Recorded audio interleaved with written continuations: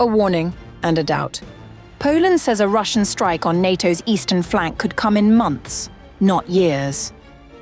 But his real fear? Whether the United States would actually respond. Russian Tu-22M3 bombers just flew over the Baltic. NATO scrambled jets, message sent. Now, the question isn't just if Russia moves, but whether NATO still means what it says.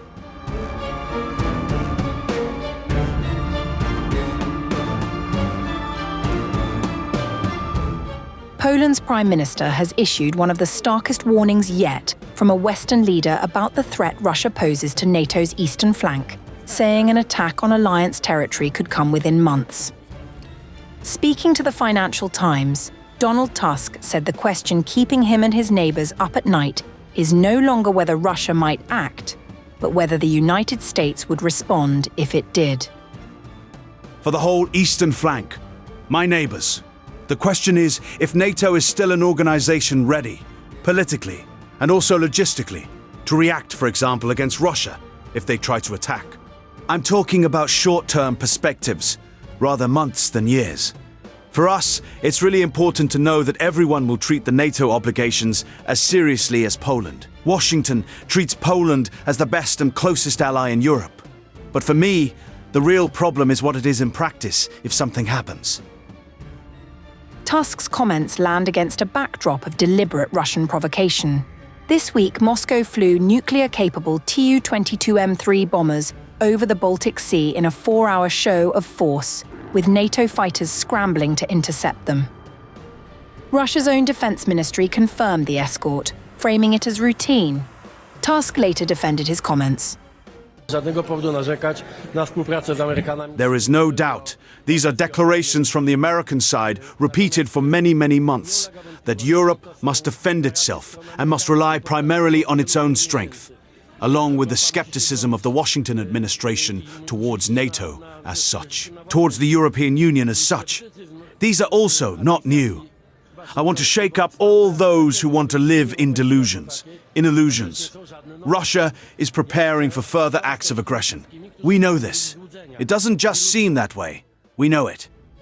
Russia, meanwhile, has accused Baltic states of allowing Ukrainian drones to use their airspace for strikes on Russian oil ports, claims NATO members flatly reject. Kremlin's Security Council Secretary Sergei Shoigu invoked Article 51 of the UN Charter, asserting Russia's right to self-defense. Tusk also made headlines for cracking a joke that there was immense relief among EU leaders for the latest summit, because for the first time in years, there were no Russians present in the room. Russia's top envoy Kirill Dmitriev hit back at the Polish leader. See you in 2 months as you come to Russia to beg for energy. Please save enough jet fuel for the flight.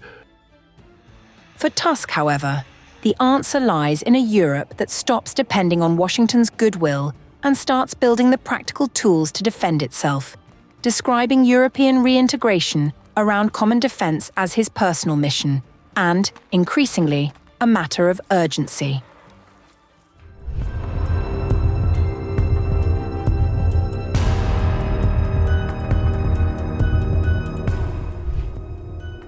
Europe is quietly preparing for a future without the United States at the center of NATO, as fears grow over Washington's long-term commitment to the alliance.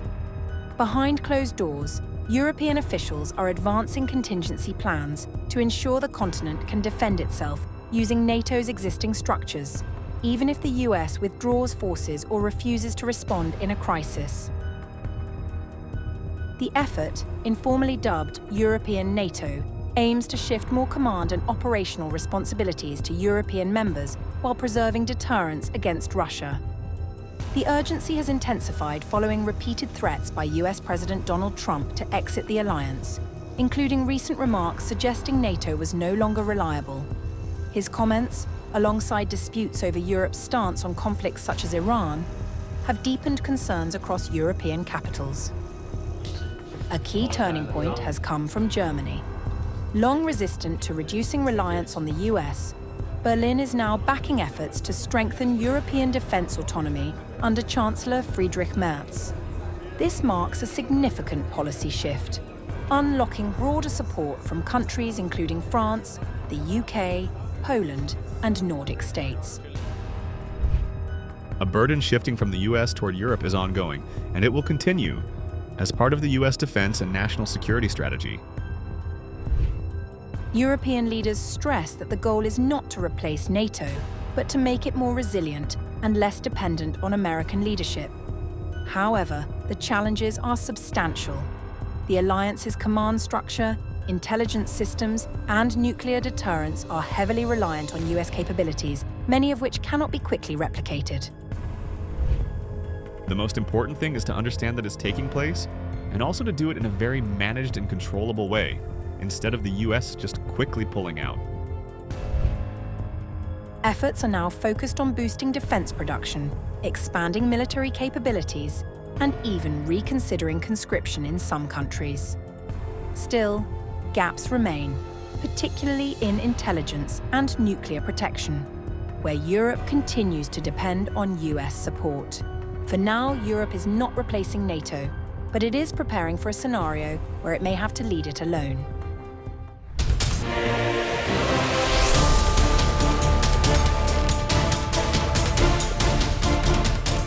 It started with a war, and it may end with an alliance. Trump has told The Telegraph he is strongly considering pulling the United States out of NATO. Not as a negotiating tactic, not as a campaign threat, but as a direct consequence of what he calls a betrayal during his war on Iran. His words were blunt. Oh yes, I would say it's beyond reconsideration. I was never swayed by NATO. I always knew they were a paper tiger, and Putin knows that too, by the way. A few days ago, Trump called NATO a paper tiger and said that he is disappointed with the organization. Don't want to get dragged into their wars either. You know? It's one thing, we're very disappointed, I'll say it publicly, we're very disappointed with NATO because NATO has done absolutely nothing. And I've always said, 25 years ago, I mean, I was somebody that wasn't a politician, but I was always involved in politics and I understood politics. I said 25 years ago that NATO's a paper tiger, but more importantly, that we'll come to their rescue, but they will never come to ours. And I want you to remember that we said this, they didn't come to our rescue.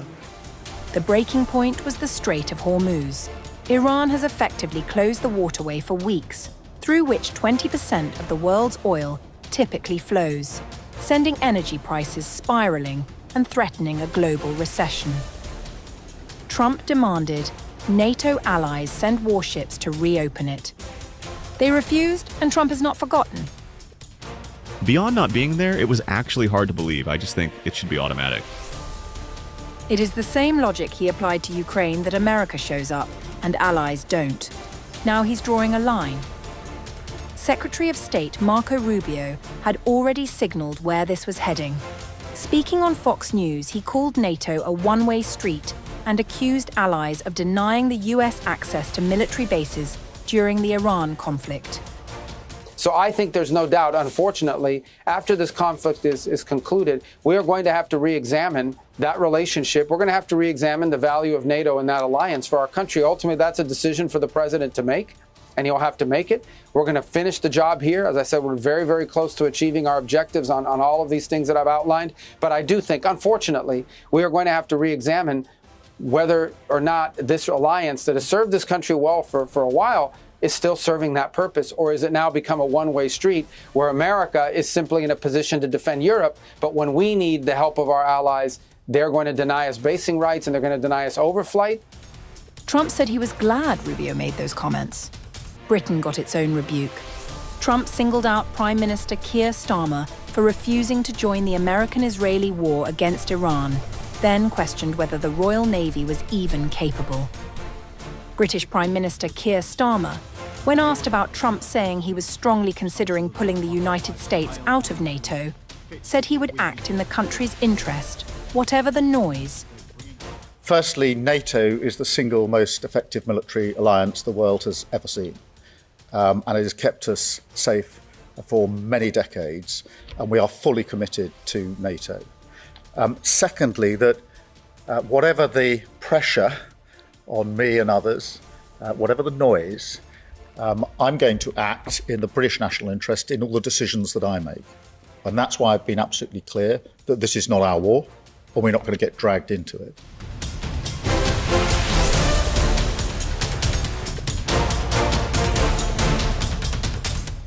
So what actually happens if the US walks out?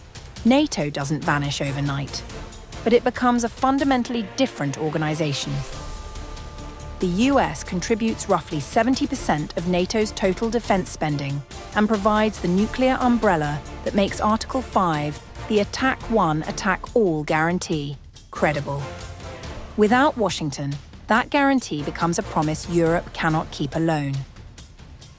The countries most exposed are Poland and the Baltic states, Estonia, Latvia, and Lithuania, sitting closest to Russia, having joined NATO precisely because of Russia.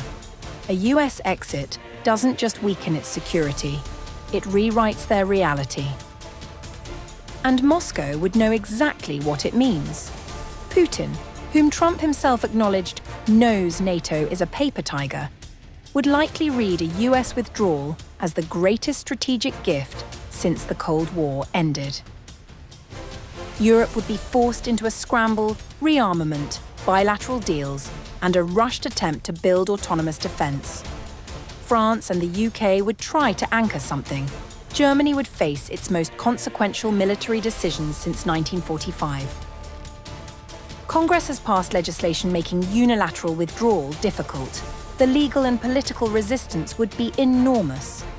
But the signal alone, a US president calling NATO a paper tiger and meaning it, has already changed the conversation. The alliance has held Europe at peace for over 75 years.